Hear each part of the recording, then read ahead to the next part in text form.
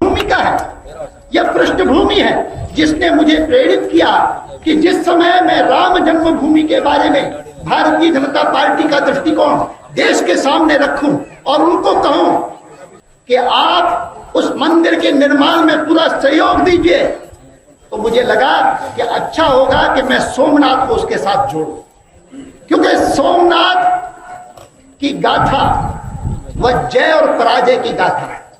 उसके ध्वंस के साथ हमारा पराजय जुड़ी हुई है और उसके पुनर्निर्माण के साथ हमारी विजय जुड़ी हुई है। उसी प्रकार राम जन्म स्थान के साथ हमारी जय पराजय जुड़ी हुई है।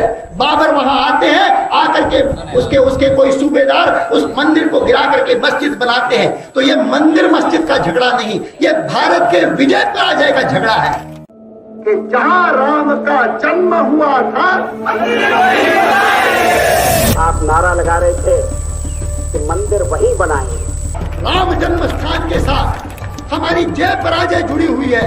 जो मंदिर के पहले विरोधी थे वो भी अब कहने लगे कि अयोध्या में मंदिर तो बनना चाहिए। बाबर वहां आते हैं, उसके कोई सूबेदार उस मंदिर को गिरा करके मस्जिद बनाते हैं। तो ये मंदिर मस्जिद का झगड़ा नहीं, ये भारत के विजय पराजय का झगड़ा है।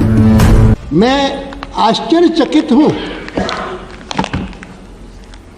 अगर कोई कहता कि आडवाणी ने अयोध्या के उस अवसर पर और लोगों को संग्रहित करके वहां पर लाया, इतनी बड़ी संख्या में आए इसीलिए यह घटना हो गई।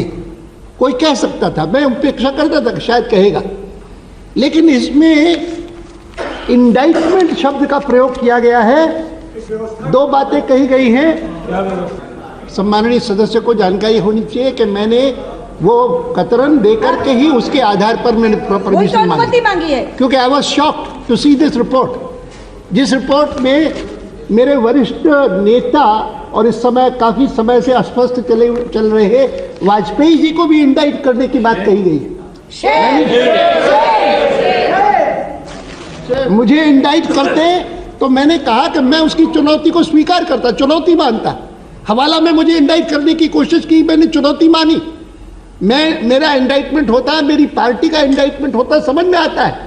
लेकिन वाजपेयी जी का उल्लेख देख करके मुझे लगा कि मेरा कर्तव्य बन जाता है कि मैं जिनके नेतृत्व में मैंने जीवन भर राजनीति में काम किया, उनके खिलाफ उनकी आज की अवस्था में कोई इस प्रकार की बात कहे